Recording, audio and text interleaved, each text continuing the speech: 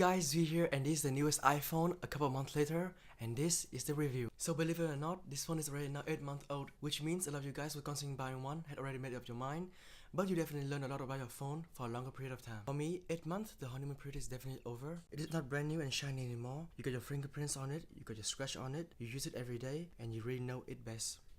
So first and foremost, even though this is supposed to be the iPhone 7, even though it's supposed to be a big upgrade in the Apple releases, iPhone 6, iPhone 6s, iPhone 7, iPhone 7s, or 8, this is still very familiar and a very incremental upgrade to the previous iPhone again. It is a familiar iPhone, same rectangle with a rounded corner, same big forehead and chin with a home button, same seamless unibody metal industrial design, and the same scrolling icons for the iOS.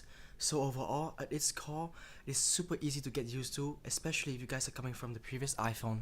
With that being said, there are plenty of new things and new refinement that all add up to make a much better phone than you had last year. So on the outside, the improvements are more minor. Same design tweak from last year, the antennas are gone so the back look a bit cleaner. It still have a biggest bezel comparing to the Samsung Galaxy S8, but that's so you can still have the home button for at least one more year. And speaking of home button, it's now not a physical home button anymore, but it's now like a force touch trackpad.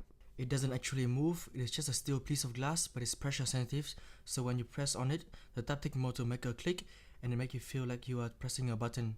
It is really convincing, I would say. I should also mention the Touch ID. I think it is at its holy grail, where it's like no-brainer, where you should use it or not.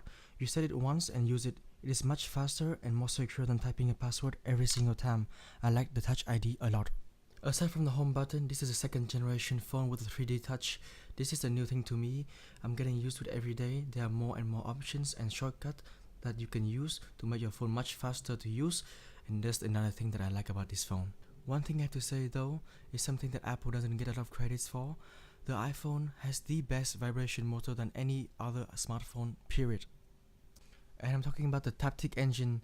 This phone feels like it's tapping you on your hand or in your pocket. It is awesome and I love the taptic engine. Anyway, one of the biggest change outside is it's now officially a waterproof phone. So the iPhone 7 is now IP67 rated, which means you don't have to worry about dropping it on near water.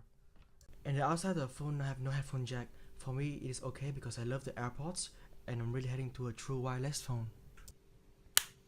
Now the camera on the iPhone 7 is different too. You can see different housing. There is a new sensor, new glass. And from the smartphone award, this camera is one of the best. It takes great photos and great 4K videos. The image processing from Apple has always been excellent. Autofocus is also extremely fast and is by far the best video camera in any smartphone. And the battery on the iPhone 7 is okay with a decent standby time, while the bigger iPhone 7 Plus is pretty good with an excellent standby time. And that's pretty much what's good with a new iPhone.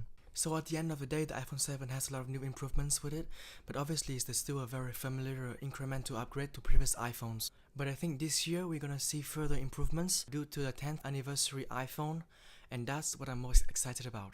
Till then, thanks for watching and I'll see you guys in the next video.